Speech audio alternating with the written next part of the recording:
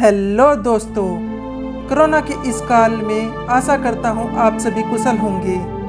भारत जहाँ एक तरफ कोरोना महामारी से लड़ रहा है, वहीं दूसरी तरफ विश्व में इजराइल और फिलिस्तीन की संघर्ष की तपस सारे विश्व को जला रही है। आखिरकार इजराइल और फिलिस्तीन संघर्ष है क्या? क्यों इस संघर्ष में हजारों मासूमों को अपनी जान गंवानी पड़ी? क्या है इजराइल और फिलिस्तीन संघर्ष का कारण? इन सभी सवालों का जवाब हम आपको अपनी इस वीडियो में देंगे। इतिहास के पन्नों से ढूंढकर आप सभी के लिए इजराइल फिलिस्तीन संघर्ष का पूरा निचोड़ लेकर आए हैं। इस विषय की गंभीरता और महत्व को देखते हुए हमने इस विषय पर 2 वीडियो बनाई है। यह इस विषय पर पहली वीडियो है। दूसरी वीडियो भी जल्द आएगी। बिना किसी देरी के शुरू करते हैं हम आज का विषय।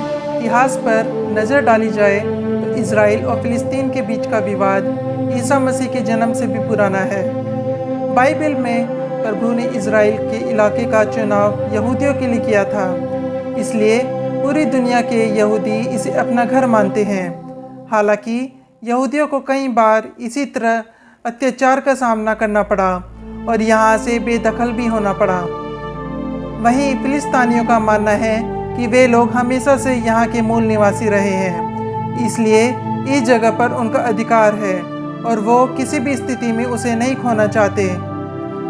72 ईसा पूर्व में रोमन साम्राज्य ने इस इलाके पर हमला करके उस पर कब्जा कर लिया। इसके बाद सारे यहूदी दुनिया भर में इधर उधर जाकर बस गए। इस घटना को एक्सोडस कहा जाता है। इस घटना के बाद यहूदी बड़ी संख्या में यूरोप और अमेरिका में जाकर बस गए।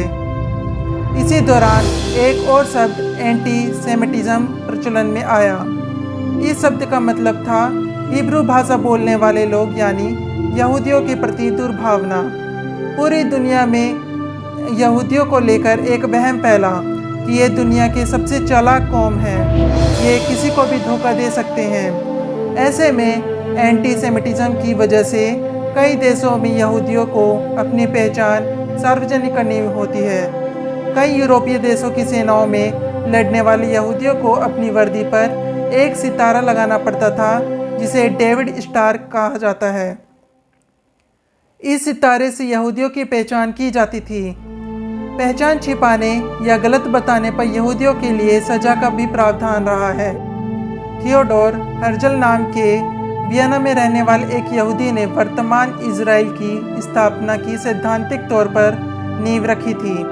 1860 में जन्मे हर्जल वियना में एक सामाजिक कार्यकर्ता के रूप में काम करते थे, लेकिन एंटीसेमिटिज्म की वजह से उन्हें वियना छोड़ना पड़ा।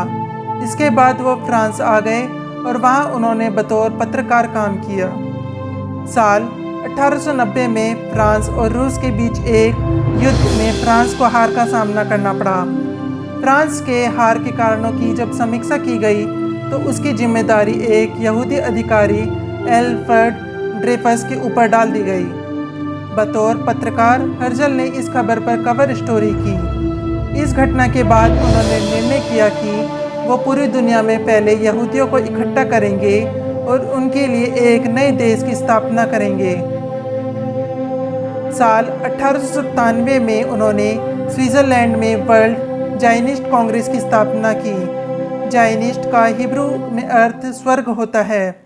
इस संस्था को पूरी दुनिया की यहूदी चंदा देने लगे और संस्था के बैनर तले इकट्ठा भी होने लगे।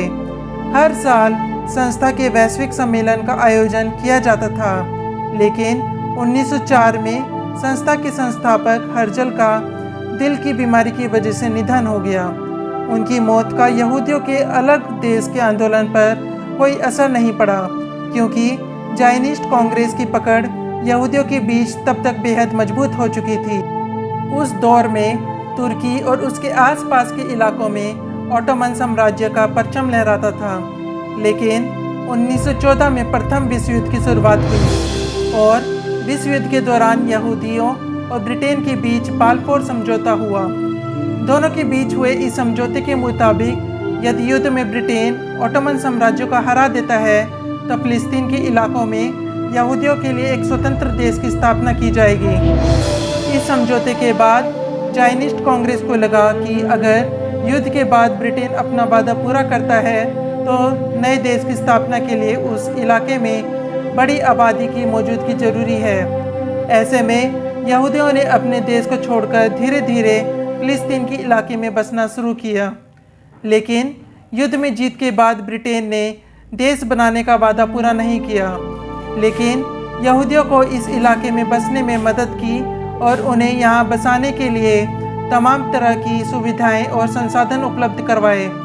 इसके साथ ही फिलिस्तीन और यहूदियों के बीच आधुनिक संघर्ष की शुरुआत हुई। प्रथम विश्व युद्ध के बाद साल 1920 और 1945 के बीच यूरोप में बढ़ते उत्पीड़न और हिटलर की नाजियों के हाथों नरसंहार से बचने के लिए लाखों की संख्या में यहूदी फिलिस्तीन पहुंचने लगे। इलाके में यहूदियों की बढ़ती आबादी को देखकर फिलिस्तीनियों को अपने भविष्य की चिंता हुई और इसके बाद फिलिस्तीनी और यहूदियों के बीच टकराव शुरू हो गया। 1933 में जर्मनी का सत्ता पर काबिज होने के बाद हिटलर ने यहूदियों का पूरी दुनिया से खात्मा करने की योजना पर अमल किया। 1939 में द्वितीय विश्व युद्ध के आगाज के बाद हिटलर ने बड़े पैमाने पर यहूदियों को मौत के घाट उतारा। हिटलर ने एक योजना के तहत विश्व युद्ध के 6 साल के दौरान 60 साल से ज़्यादा यहूदियों को मौत के घाट उतारा था, जिसमें 15 लाख बच्चे शामिल थे। हिटलर ने पूरी दुनिया की 1/3 यहूदी आबादी को ख़त्म कर दिया था। दूसरे विश्व युद्ध के बाद फिलिस्तीन पर शासन कर रहे ब्रिटेन के लिए दोनों गुटों के संघर्ष को संभाल पाना मुश्किल हो गया। ऐसे में वो इस मामले को नवगठित संयुक्त राष्ट्र में ले गया। संयुक्त राष्ट्र ने 29 नवंबर 1947 को द्विराष्ट्रीय सिद्धांत के तहत अपना फैसला सुनाया और इस इलाके को यहूदी और अरब देशों में बांट दिया। यरूशलेम को अंतर्राष्ट्रीय शहर घोषित किया गया। यहूदियों ने इस फैसले को तुरंत मान्यता दे दी और अरब देशों ने इसे स्वीकार नहीं किया। इसके बाद 1948 में अंग्रेज इस इलाके को छोड़कर चले गए और 14 मई 1948 को यहूदियों का देश इजराइल वजूद में आया। इजराइल के खुद की राष्ट्र घोषित करते हुए सीरिया, लीबिया और इराक ने इस पर हमला कर दिया। इसके साथ ही अरब इजराइल युद्ध की शुरुआत हुई। सऊदी अरब ने अपनी सेना युद्ध में भेजी और मिस्र की सहायता से इजराइल पर हमला किया। यमन भी युद्ध में शामिल हुआ। 1 साल तक लड़ाई के चलने के बाद युद्ध विराम की घोषणा हुई। जॉर्डन और इजराइल के बीच सीमा का निर्धारण हुआ, जिसे ग्रीन लाइन नाम दिया गया। इस युद्ध के दौरान तकरीबन 70,000 फिलिस्तीन विस्थापित हुए। युद्ध के बाद 11 मई 1954 को इजराइल को संयुक्त राष्ट्र ने अपनी मान्यता दे दी।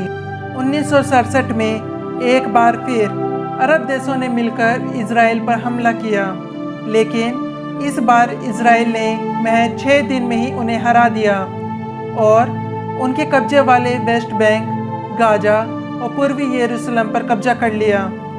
तब से लेकर अब तक इजराइल का इन इलाकों पर कब्जा है, यहाँ तक कि यरूशलेम को वो अपनी राजधानी बताता है। हालांकि गाजा के कुछ हिस्सों को उसने फिलिस्तीनियों को वापस लौटा दिया। वर्तमान में ज़्यादातर फिलिस्तीनी गाजा पट्टी और वेस्ट बैंक में रहते हैं। उनके और इजरायली सैन्य बलों के बीच संघर्ष होता रहता है। हाँ तो दोस्तों, आज आपने इजराइल फिलिस्तीन संघर्ष के इतिहास को देखा। अगली वीडियो में हम हाल ही में इजराइल फिलिस्तीन संघर्ष की कवर स्टोरी को देखेंगे। उम्मीद करते हैं आपको आज की यह वीडियो बेहद पसंद आई होगी। मिलते हैं अगली वीडियो में, तब तक के लिए स्टे कनेक्टेड।